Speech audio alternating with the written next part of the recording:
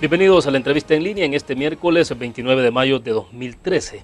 Un abrazo a nuestros compatriotas que nos ven a través de la prensagráfica.com, nos escuchan en GD Radio del Grupo Dutriz o están con nosotros en Canal 95 de Cable de Tigo a las 9 de la noche. El próximo sábado la Administración Funes estará cumpliendo su cuarto año de gestión, en el cual sobresalen algunos logros en materia social y que destacan, por ejemplo, los paquetes escolares, entre otros. Pero también sobresalen los problemas en materia de seguridad pública, a pesar de la tregua entre las pandillas, lo cual ha disminuido en más del 50% en el número de muertos diarios. En ese contexto también vale entonces hacer de igual modo una reflexión sobre la precariedad de la actividad económica, con algunos indicadores que están en negativo, entre tantas cosas. Para conversar de estos temas nos acompaña en nuestros estudios Roberto Rubio. Él es el director ejecutivo de la Fundación Nacional para el Desarrollo, FUNDE. Roberto, bienvenido, un gusto. Muy buenos días, William, y muchísimas gracias por invitarme a esta evaluación del cuarto año. Gracias. Perfecto, yo creo que hay como, intentamos hacerlo en dos partes, ¿no? La reflexión. La primera, la parte social, digamos, que incluye todo esto que tiene que ver con los programas sociales, y desde luego el tema de seguridad pública, para que luego pasemos entonces a reflexionar sobre la situación estrictamente de la economía. Interesante porque sobre economía escuchamos alguna declaración este mismo día de Alex Segovia, el secretario técnico, reconociendo, por ejemplo, de que este gobierno no ha tenido mayor énfasis sobre la clase media en el país. Bueno, como para tener una idea de cómo está caminando la cosa. Pero bueno, en materia social, Roberto, ¿será que, por ejemplo, Ciudad Mujer, paquetes escolares y ese tipo de programas son los que más destacan al hacer esta evaluación de primer aniversario y 4 años de gestión Funes? Sí, definitivamente que el tema, creo que hay dos temas en el caso del gobierno que quizá destacan, llamémosle, que tiran más a positivo que a negativo, no así en el tema de economía o de transparencia, ¿no? El tema social, yo creo que hay que distinguir la parte propiamente, digamos, de beneficios social y el tema de la seguridad, y al interior del tema de social, como tú dices, hay varios programas y cada uno ha tenido sus más y sus menos, por decir así. Yo creo que los casos, por ejemplo, de Ciudad Mujer, pues es un caso que pocos o casi nadie habla mal de ellos. Creo que es una experiencia pues innovadora, ¿no? Tanto se habla en positivo que escuchamos declaraciones que le quieren dar continuidad de los candidatos, de todos los candidatos sí, de los partidos, exacto, hablando de eso. Y también esta es otra de las cosas que creo que hizo este gobierno también, que hay que reconocerle, que le dio continuidad a un programa que también como Ciudad Mujer ha sido exitoso, con sus limitaciones y todo lo que quieras, que es el tema de las transferencias condicionadas, lo de redes solidarias. Quizá aquí lo que ha faltado es dar el paso hacia lo urbano. No se logró, digamos, las redes solidarias urbanas llegar realmente, digamos, a los centros urbanos más importantes, pero se le dio continuidad a lo que es la red solidaria que venía ya de gobiernos anteriores, que son esas transferencias condicionadas y que el gobierno actual las continuó. Ese es otro aspecto positivo. Programa PATI, por ejemplo. Hay programa PATI que también yo creo que igual que con todas sus limitaciones, es un programa nuevo, es darles pues, $100 a los jóvenes para que ellos vayan y desarrollen proyectos. Yo he escuchado que efectivamente en algunos lugares donde, bueno, quizá dejar a ciertos alcaldes o a ciertas autoridades en mucha discrecionalidad, distorsión del programa, pero el programa me parece bueno. Igualmente, aunque sea dar, ¿no? En forma de donativo a ancianos, darles $50, en un momento donde hay crisis económica, humanitariamente yo creo que es positivo. O sea que hay esas cosas que me parecen positivas. Ya en el tema de útiles escolares, por ejemplo, allí siento que hay demasiado dinero invertido y no se han logrado, por ejemplo, los efectos multiplicadores, es decir, haber desarrollado esa red de, por ejemplo, de productores de zapatos, productores de camisetas, que era uno de los objetivos de este programa. Sí, tener un impacto también en las microempresas. Y luego, sí, ha habido algo, pero yo creo que es muy poco lo que se ha logrado. Posiblemente con el tiempo se logre más, pero cuando hay escasez de recursos, yo creo que tienes que pensar en si ya tienes programas, de hecho, digamos así, de impacto social, porque el gobierno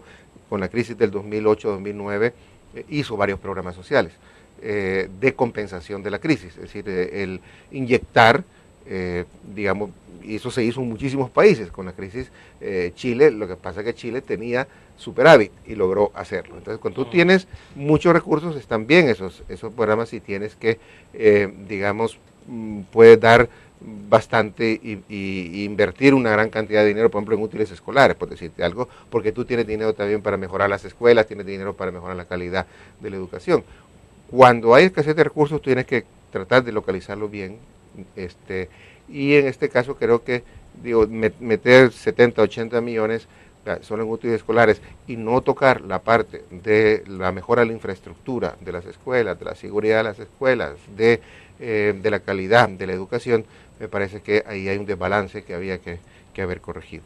Ahora, el tema es que este es un proyecto que da mucha popularidad y entonces cambiar el enfoque va a ser muy difícil, ¿no? Ya, ¿será que que ese es el otro punto? ¿Será que se ha hecho énfasis en algunos programas más pensando en la imagen, en la popularidad? Sí, yo creo que hay ese elemento de por medio. Sí, yo creo que hubo el elemento de paliar la crisis, es decir, los efectos sociales de la crisis, por un lado. Hubo la intención pues también de evitar tensionamientos sociales, pero también hay un componente pues digamos que de hacer programas sociales, porque los programas sociales dan popularidad.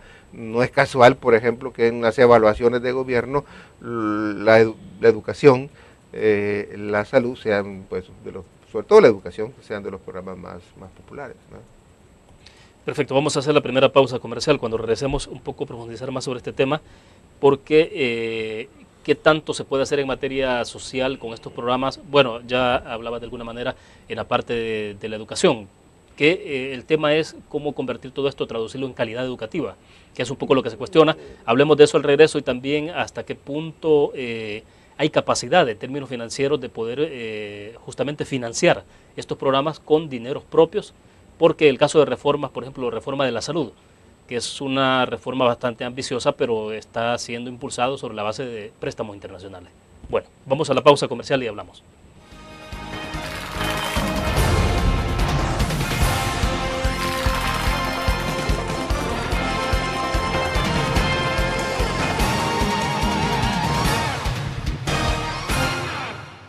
Ingresa gratis a un nuevo nivel de lectura. Desde tu computadora, busca en nuestra página web el link del kiosco LPG. Regístrate y listo. Escoge tu lectura.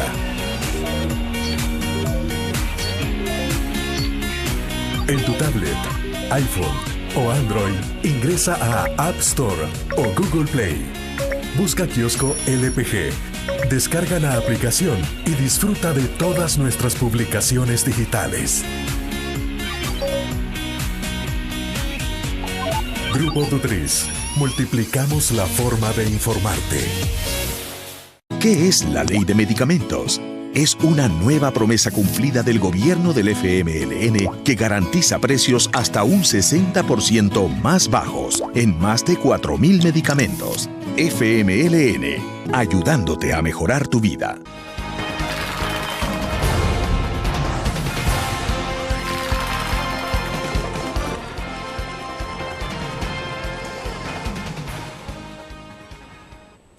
Este miércoles está con nosotros en nuestros estudios desde la sala de redacción de la prensa gráfica Roberto Rubio, director ejecutivo de la Fundación Nacional para el Desarrollo, FUNDE. Estamos intentando hacer una evaluación del cuarto año de gestión de la administración FUNES y estamos enfocados eventualmente sobre el tema social. Roberto, entonces, siguiendo en el hilo de la plática, consultaba, por ejemplo, cómo hacer para que estos programas sociales puedan mantenerse, pero que sean con capacidad autofinanciera, que nuestro país tenga capacidad para financiarlo.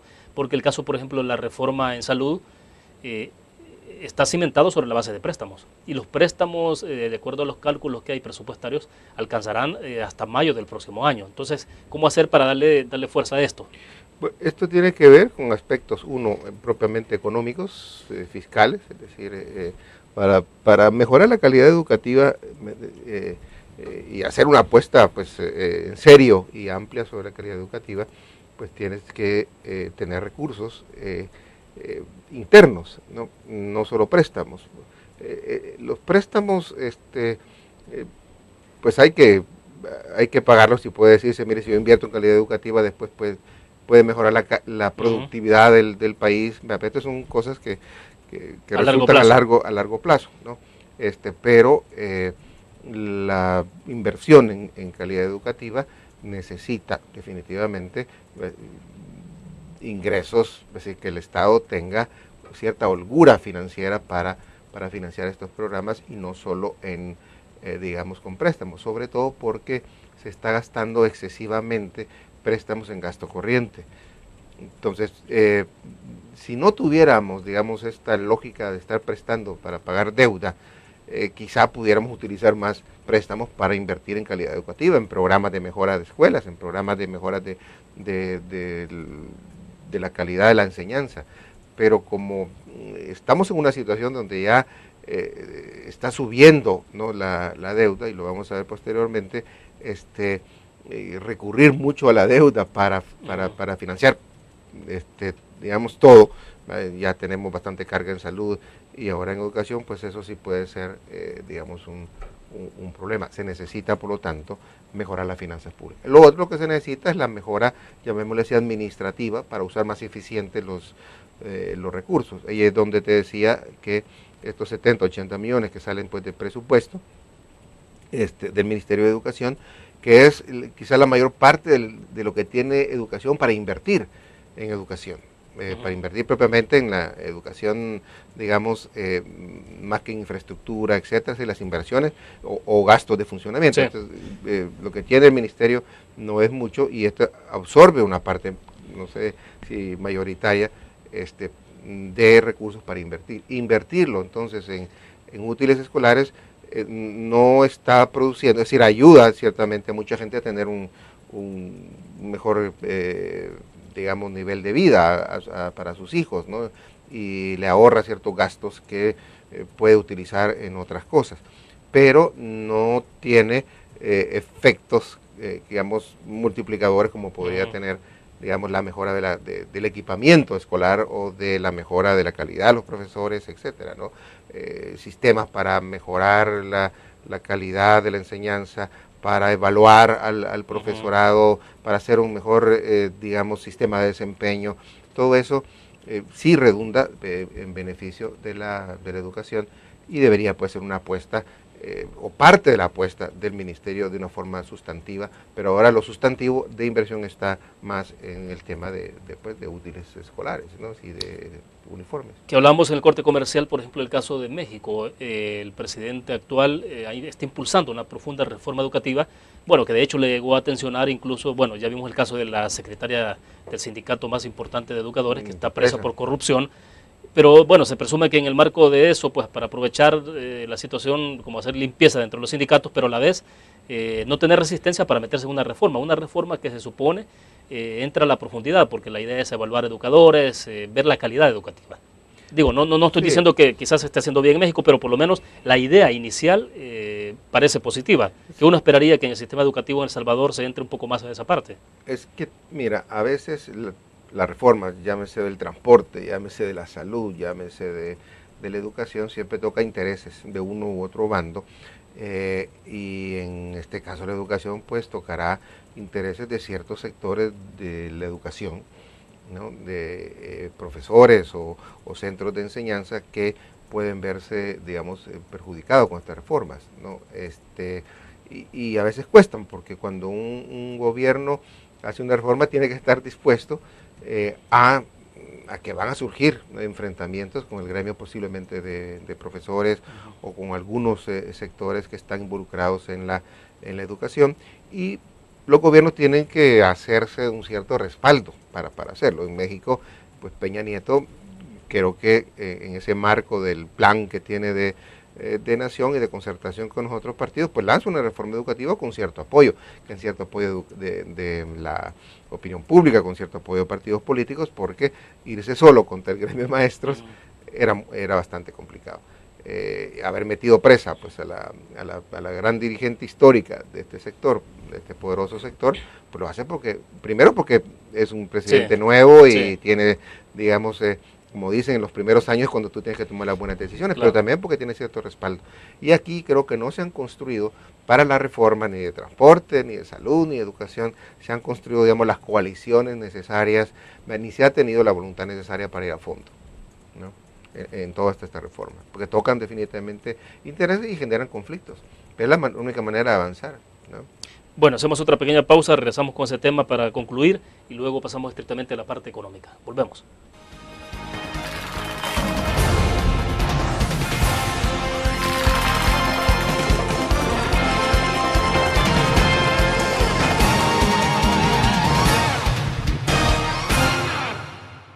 ¿Qué es la Ley de Medicamentos? Es una nueva promesa cumplida del gobierno del FMLN que garantiza precios hasta un 60% más bajos en más de 4.000 medicamentos. FMLN, ayudándote a mejorar tu vida. Una nueva forma de vivir la información. GDA Live de Grupo Dutriz. Ingresa a App Store o Google Play y descarga gratis la aplicación GDA Live. Ahora, busca en nuestros periódicos y revistas los iconos de GDA Live. Enmarca la imagen dentro de tu pantalla para animarla. Toca 2 veces la imagen para vivir la información en pantalla completa. Y recuerda que en el código ALIVE de la portada estaremos actualizando nuestras noticias. Con GDA Live, vive la información. Grupo Dutriz, multiplicamos la forma de informarte.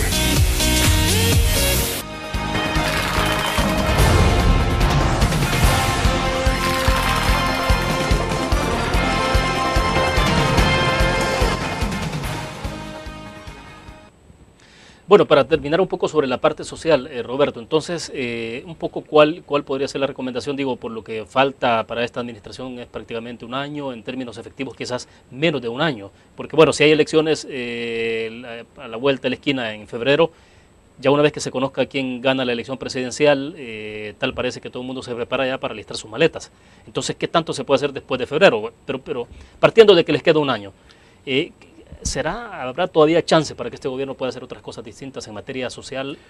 Sí, los márgenes son estrechos, primero por la situación política, porque en estos momentos pues no es fácil tomar decisiones, aunque ayuda el hecho que el gobierno tenga a su favor la aritmética legislativa, eso sí también ayuda, pero hay un montón de medidas que no se toman porque son consideradas bajo la óptica electoral, es decir, determinadas reformas siempre se piensa, como te decía, siempre genera conflicto, y entonces, ¿qué tanto este conflicto me va a afectar a mí en términos electorales? Entonces, el tema eleccionario dificulta la toma de decisiones. Por otra parte, las restricciones presupuestarias que hay, las restricciones fiscales, también le reducen el margen de maniobra, ¿no?, al gobierno. Y el obtener préstamos también ahora para cuestiones sociales que vienen sobre todo del lado de Banco Mundial, de la banca multilateral, ¿no? Banco Mundial BID, ahora es más difícil, pero vimos que el Banco Mundial también ha contenido un 150 millones, entiendo que para apoyo presupuestario, entonces tiene que recurrir a crédito comercial, ¿no?, que es más caro, y además se usa para... Hay otras emergencias, por decirte así, de pagos de funcionamiento, entonces los márgenes son bastante estrechos. Yo esperaría que por lo menos se sienten las bases, por ejemplo, para pasar hacia lo que sería la red solidaria urbana, ¿no? Ya de hecho hay estudios ahí por medio, y que pudiera por lo menos dejar sentadas las bases para que se avance en ese terreno. Y bueno, yo creo que seguir consolidando hasta donde se pueda lo de Ciudad Mujer y mantener los programas que se tienen, solo que yo revisaría bien el tema de los útiles escolares, no porque esté en contra de eso, sino porque debería de, como digo, no ser solo esa la apuesta, sino repartir, digamos, la inversión que tiene en la mejora de la calidad educativa, ¿no? ¿A quién finalmente puede estar beneficiando en términos, pensando en la parte electoral, Roberto? Esto que pueda estar haciendo en la gestión social del gobierno, ¿será que automáticamente está beneficiando al FMLN? Digo, porque el FMLN tiene su propia dinámica en términos de lo que está haciendo en el campo, y uno si ve las encuestas es donde sale mejor posicionado, sí, en el área rural del FMLN, pero también se dice de que en el cruce de variables se entiende de que los programas sociales que impulsa el gobierno también en el área rural también están potenciando de alguna forma al FMLN. Sí. ¿Habrá réditos para el FMLN en Claro, esto? claro que sí, claro que sí. Es decir, yo creo que las cosas positivas que le van al gobierno le benefician al frente. Y bueno, están también otros temas como el reparto, acuérdate, de semillas, que también Exacto.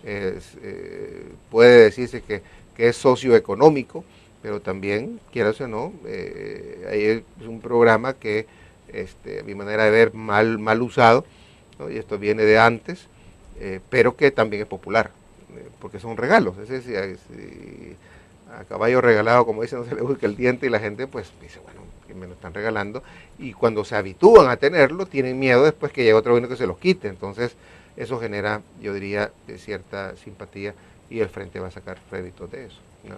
Bueno, hablemos de la otra parte que también es social, que tiene que ver con seguridad pública.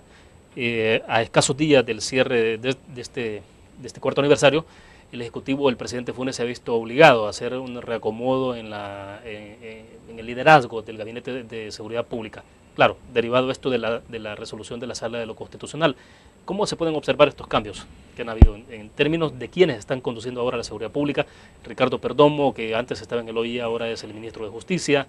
Luego quien era director de la Policía Nacional Civil, Francisco Salinas, pasa al OIE, el director de Migración, que ahora pasa entonces como director de la Policía Nacional Civil. Bueno, como tú lo has dicho, son cambios obligados. Ahora, yo creo que el gobierno tiene ahora una oportunidad, porque conozco a Ricardo, somos amigos y colegas, y sé pues que es una persona bien capacitada, ¿no? Y que puede tener un enfoque más estratégico. Y yo creo que quizá el reto que va a enfrentar Ricardo es ver de qué manera esta temática de la tregua la logra, transformar en un proceso de pacificación.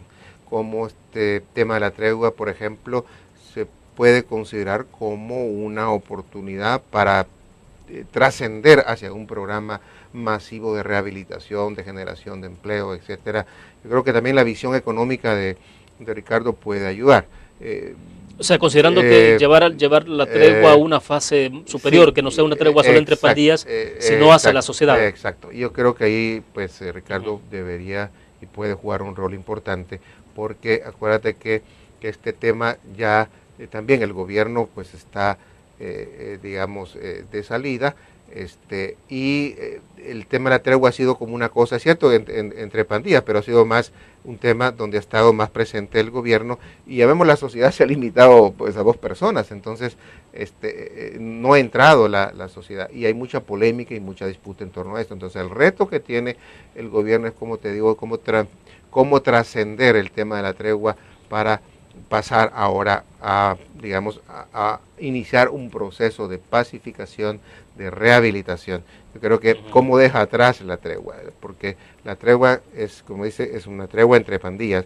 Entonces ahora el reto es cómo pasar, digamos, a una reconciliación, llamémosle así, que ya sea también de las pandillas con la sociedad. Y eso pasa por, digamos, que la misma sociedad de alguna manera se involucre, no sea un asunto solo de gobierno, sino sea un asunto ni siquiera solo de Estado, que sea un asunto de país, ¿no? Yo creo que ese es un reto, y eso requiere de parte del nuevo titular, de parte del nuevo ministro, el poder generar, digamos, esa visión en primer lugar, y en torno, en segundo lugar, a esa visión, generar, digamos, los apoyos necesarios para impulsar este enfoque y esta visión. Ricardo Perdomo no es extraño, de hecho era el director de la Policía Nacional Civil, algunos lo observan como, perdón, del organismo de inteligencia del Estado, algunos lo observan como alguien que ha estado muy involucrado en este proceso de tregua, es decir, que por eso mismo el presidente Funes se habría inclinado a darle este cargo importante, porque no es alguien que ha sido extraño al proceso. Sí, seguramente, yo creo que tal vez por eso es la ventaja, que lo entiende y sabe las limitaciones, y justamente quisiera, digamos, como digo, dar ese paso y ese de reconversión de la tregua en una oportunidad. Es decir, el reto es convertir la tregua en una oportunidad, y eso pasa porque, digamos, ya dejemos hablar de tregua y pasemos a hablar de un proceso de pacificación y rehabilitación que pasa por programas de desarrollo económico, que pasa por resetear muchísimas cosas, digamos, de la sociedad que están marginando jóvenes. Eso implica ya no solamente para pandilleros, estamos hablando ahora de un programa de pacificación, de reconciliación y de rehabilitación de jóvenes en riesgo. Y en esto entra mucho, por ejemplo, el sector privado.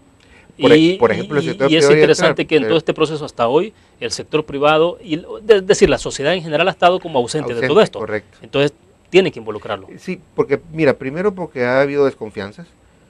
El proceso incluso creo que ha adolecido de transparencia y tiene que, otro de los retos pues, que tiene también Ricardo es como generar más confianza a través de transparentar más este proceso, ¿no? Y también la confrontación que ha habido con importantes sectores del sector privado por parte del gobierno también dificulta, ¿no?, que el sector privado se acerque. Yo esperaría pues que el nuevo titular pues digamos, tiene la capacidad y tiene, creo yo, la visión para hacer ese es su principal reto también, y el reto del gobierno, sentar las bases también, ojo, ¿para qué? Porque como le queda tan poco tiempo, lo único que puede hacerse es ahora, por lo menos, sentar las bases para que este proceso sea sostenible, ¿no? Y la única manera que sea sostenible y la tregua no haga aguas es, como digo, hacer esta mutación o transformación de la tregua ya en algo, digamos, que permita, insertar a la sociedad y insertar dentro de ella también a los jóvenes en riesgo en los procesos de incluir realmente a la juventud, porque el fenómeno de las pandillas en parte no solamente es un problema de exclusión de la sociedad, sí. Si los culpables de esto somos todos, es la sociedad salvadoreña, el Estado salvadoreño sobre todo, que justamente históricamente ha venido marginando al joven y ha venido, pues digamos, empujándolo de alguna manera a este tipo de acciones. Bueno, pero es interesante porque al final de cuentas, como estamos en campaña, los candidatos presidenciales se van a intentar subir, digamos, en el carro de aquellos proyectos que son exitosos, los programas sociales de los que estamos hablando en el pasado, pero en el caso de la tregua ya hemos visto los posicionamientos claros. Incluso Salvador Sánchez Serén ha marcado cierta distancia en sus argumentos sobre el tema de tregua. Y no digamos Norman Quijano, ¿no? El que más se ha distanciado ha sido Norman Quijano, que la ha rechazado. Entonces, pero es bastante difícil, digo, porque encontrar consensos, sobre todo políticos, en un momento electoral va a ser bastante complejo. Va a ser bastante difícil, sobre todo en este tema, porque es un tema que es problemático, ha dividido la sociedad salvadoreña. Es más, digamos, hay una opinión mayoritaria desfavorable, entonces no es fácil que un político empiece a apoyarla sin que no incurra en costos políticos. De hecho, yo sabía de que pues la OEA misma había pues tratado de que un acuerdo con los partidos políticos para no convertir el tema de la tregua en un tema electoral, pero se está convirtiendo en un tema electoral.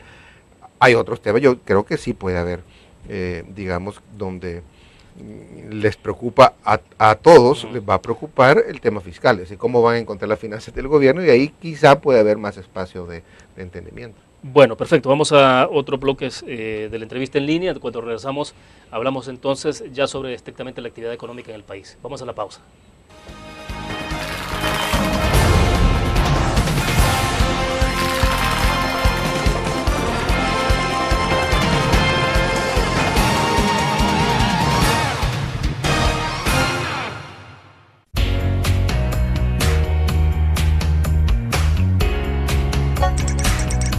Cada momento, donde quiera que estés, te damos el mejor contenido en diferentes plataformas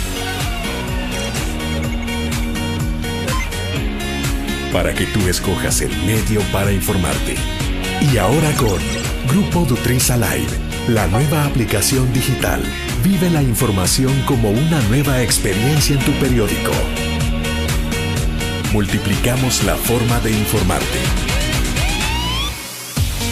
Grupo Dutriz. La interacción con la tecnología llega con múltiples formatos. Nueva revista Tech Live, la información tecnológica más actual y los gadgets que modifican tu estilo de vida. Tech Live es una revista multiplataformas que te ofrece los últimos avances de la tecnología, las herramientas de mayor utilidad e interesantes artículos de la era digital. Escoge el medio que te mantendrá actualizado o visita nuestra web. Espera el futuro con Tech Live, una publicación de Grupo Dutriz.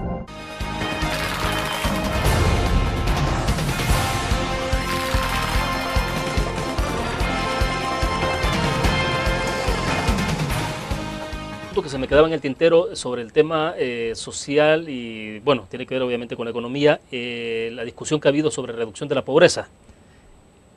Vimos los planteamientos que hizo, el análisis que hizo económico Fusades, por ejemplo, hace algunos meses atrás.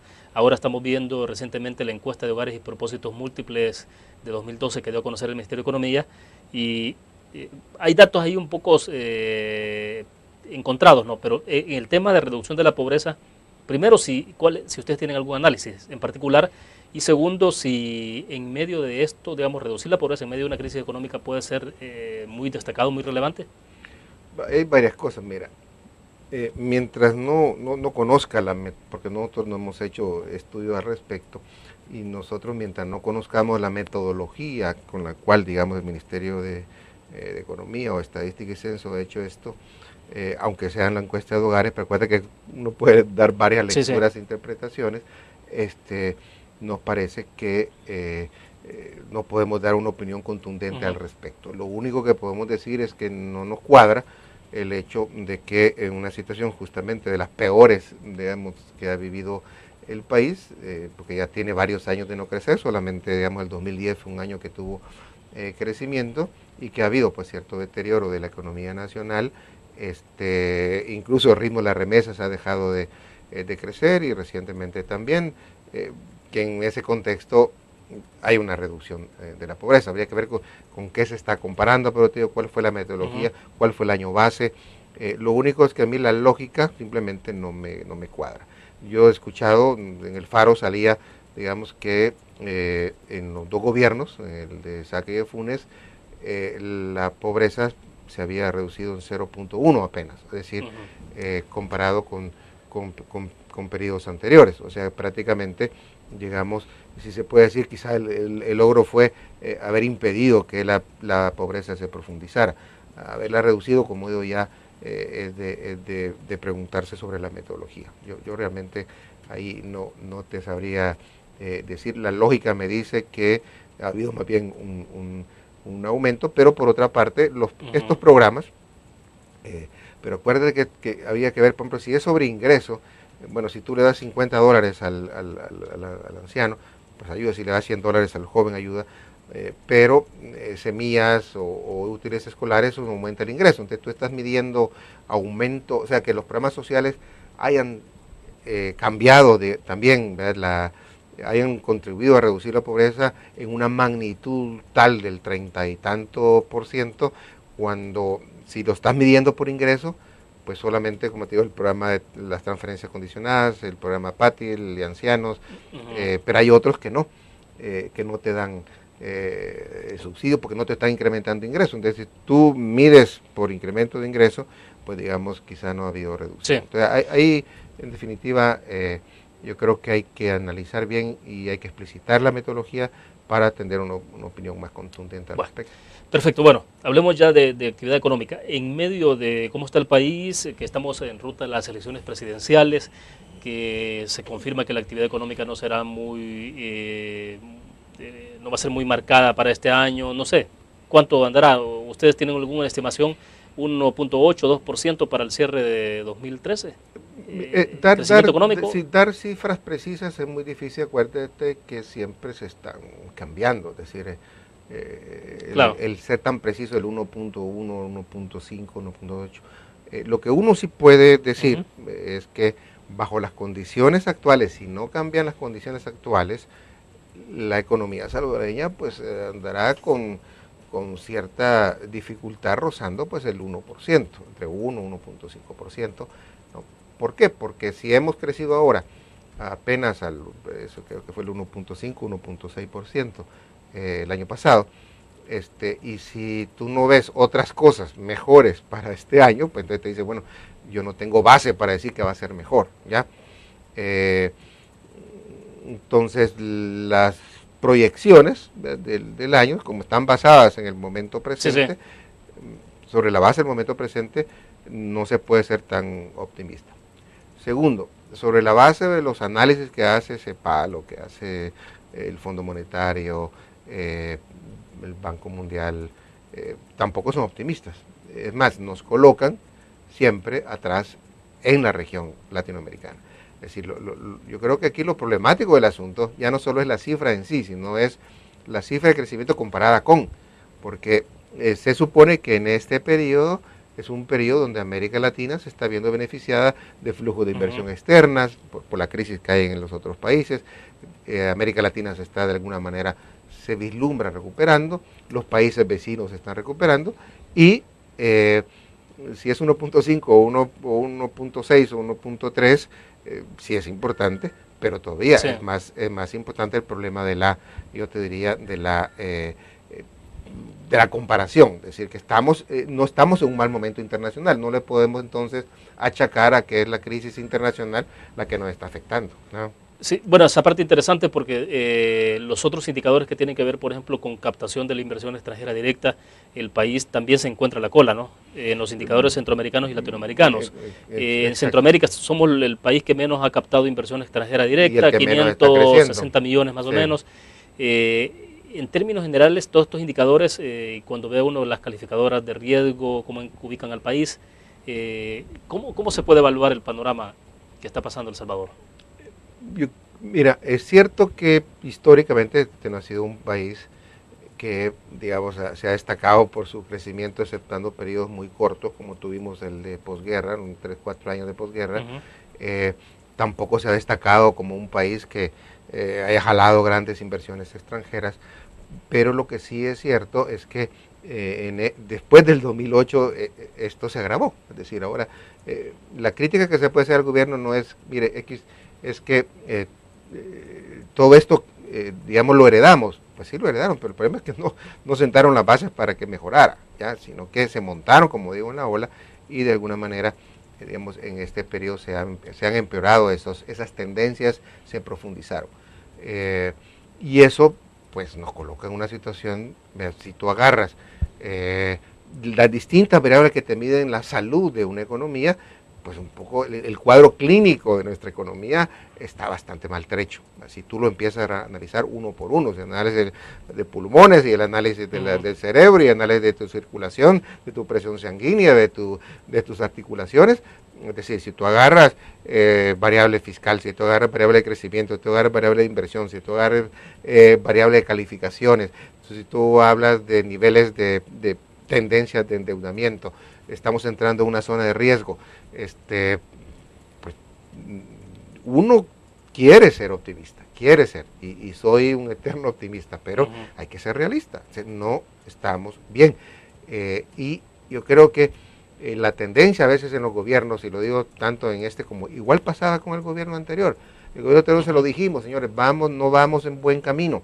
No, ustedes están haciendo no queremos en estos espejismos que estamos creciendo, no, porque con tasas del 4 y que incluso a principios de los 80 decíamos que El Salvador iba a ser uno de los tigres latinoamericanos. Nosotros como FUNDE en el 2006 dijimos, señores, el 96, en 1996 dijimos, esta economía es frágil, es estéril, este crecimiento es estéril. Y lo mismo estamos diciendo hoy, pero ¿cuál es la actitud de los gobiernos? Siempre es tratar de decir que todo está bien. Entonces es como el alcohólico que no quiere a veces aceptar su alcoholismo. Entonces el primer paso para resolver el problema del alcoholismo es reconocer que uno tiene el problema. Si no lo reconoce está mal. Y también la oposición a veces comete el error de ser tan negativa, lo fue antes el Frente, lo es ahora Arena, que entonces también produce una reacción al otro, decir todo está bien. Entonces nos movemos entre todo está bien y todo está mal, y de ahí por lo tanto nos salimos. Nos movemos entre echando las culpas, si fueron los 20 años de Arena, los 4 de ahora, y no salimos del problema. Las culpas son compartidas, ¿no? Y la situación económica en la que estamos son culpas compartidas, digo, de gobiernos anteriores y de este gobierno, pero la situación que estamos pasando, pues esencialmente es evidente. Pues yo creo que no hay que ponernos una venda y negar que la economía anda bastante mal. Bueno, vamos a hacer otra pausa comercial. Bueno, es interesante porque al final de cuentas creo que podemos ir haciendo algunas proyecciones de qué es lo que va a heredar el próximo gobierno, aunque falta un año de gestión administrativa del presidente Funes. Vamos a la pausa comercial.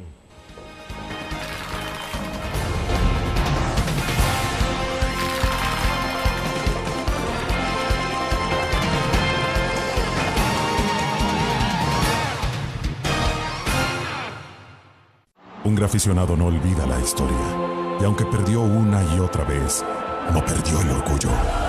El graficionado se levantó entonando su grito de batalla, respirando gritos de gol y celebrando las épicas victorias.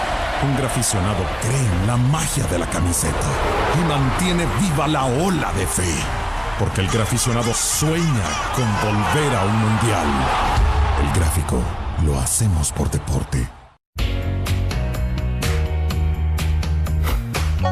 Cada momento, donde quiera que estés, te damos el mejor contenido en diferentes plataformas para que tú escojas el medio para informarte. Y ahora con Grupo Dutriza Live, la nueva aplicación digital. Vive la información como una nueva experiencia. Multiplicamos la forma de informarte. Grupo Dutriz.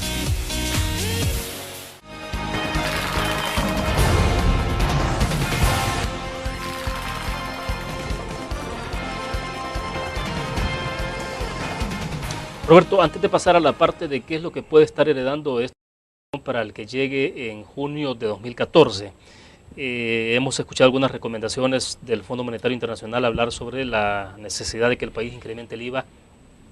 Debo entender que al por lo menos 3 puntos, pasar del 13% a un 16% de incremento en el impuesto al valor agregado IVA.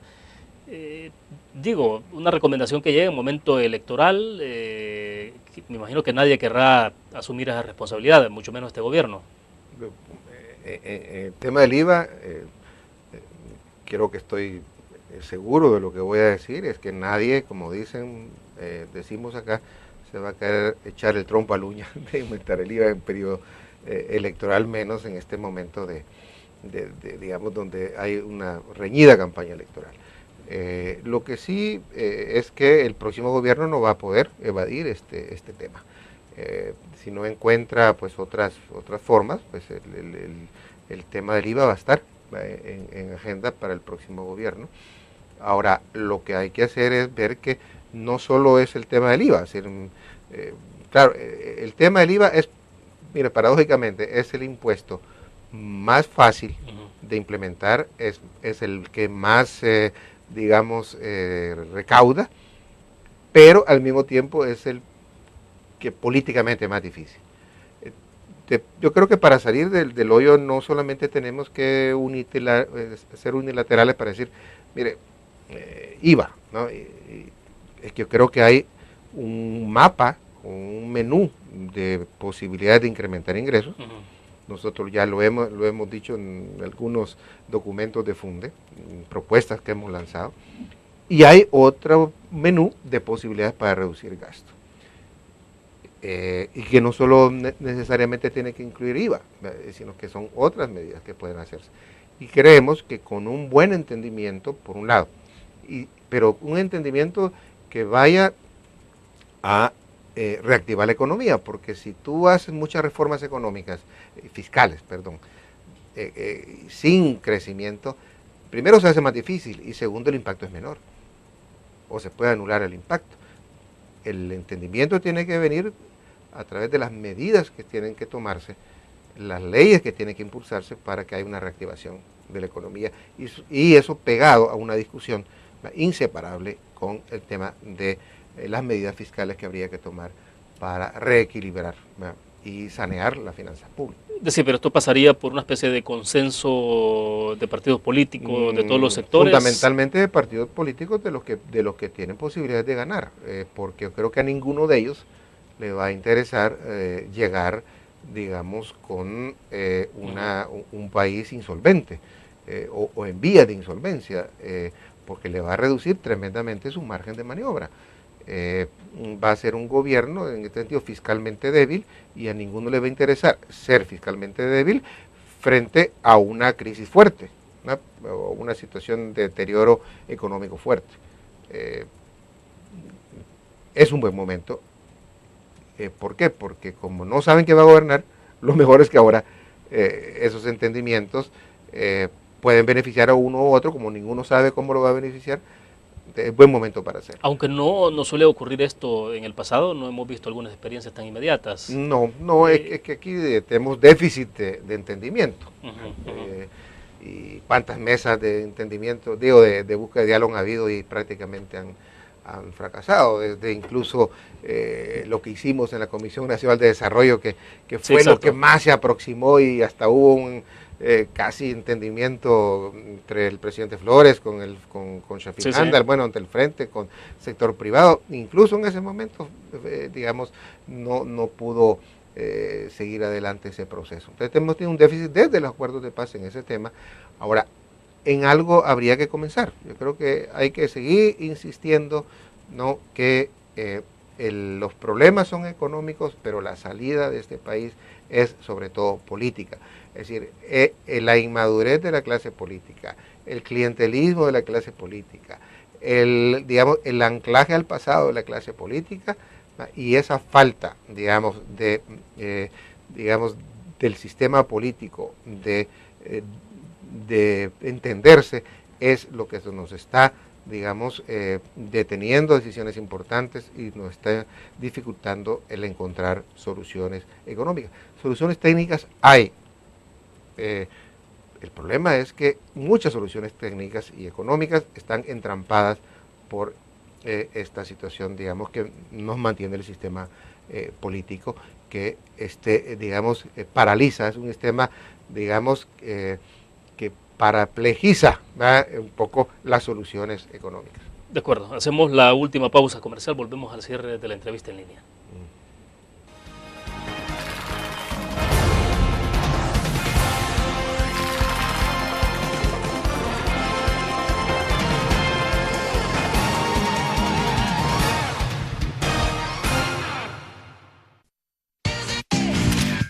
Learn. La revista más innovadora y moderna de todos los tiempos. Única en su estilo, creativa. Un espacio exclusivo y reservado de entretenimiento y diversión, llevada al máximo.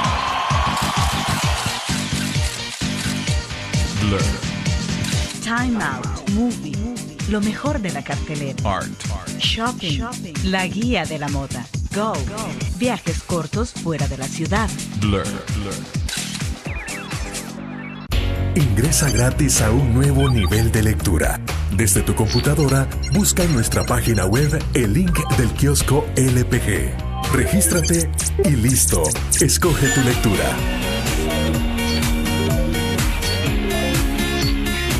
En tu tablet, iPhone o Android, ingresa a App Store o Google Play. Busca kiosco LPG. Descarga la aplicación y disfruta de todas nuestras publicaciones digitales.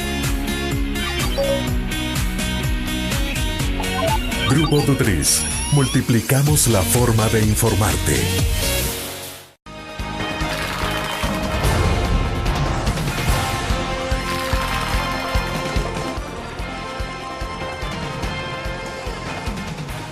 Bueno, estamos al cierre de la entrevista en línea, 4 minutos, Roberto. Entonces, ¿qué es lo que va a heredar esta administración para el próximo gobierno a partir de junio de 2014? Un enorme tamal económico. Es decir, va a encontrar una situación, en primer lugar, fiscal, en deterioro, un país en creciente endeudamiento, donde va a tener que moverse en una zona de riesgo. Es decir, cuando ya tú llegas, si tú pasas incluso el 49% de la deuda, que es lo recomendable por varios organismos internacionales, te dicen, mire, usted está pasando. Pero en un país como el nuestro, que tiene una economía débil, se está aproximando al 60%. ¿En cuánto estamos en este momento, más o menos? Creo que estamos en 54, por ahí, que otros dicen 56, pero las proyecciones son de que al 2017, el ritmo que vamos, podemos llegar ya, en nuestro caso hicimos una evaluación del 62.4% en 2017, y otros para el mismo año calculan ya hicieron una actualización de nuestros datos y de nuestros escenarios. Ese es un escenario pasivo, ojo, es decir, el escenario que no haces nada, ya del 68%. Ya es algo, estamos en una situación bastante crítica, digamos, porque hemos entrado a esa zona de riesgo. Y eso es una de las cosas que va a encontrar el gobierno. Segundo, va a encontrar una economía pues frágil, una economía, como le he calificado, más pasmada todavía de lo que es.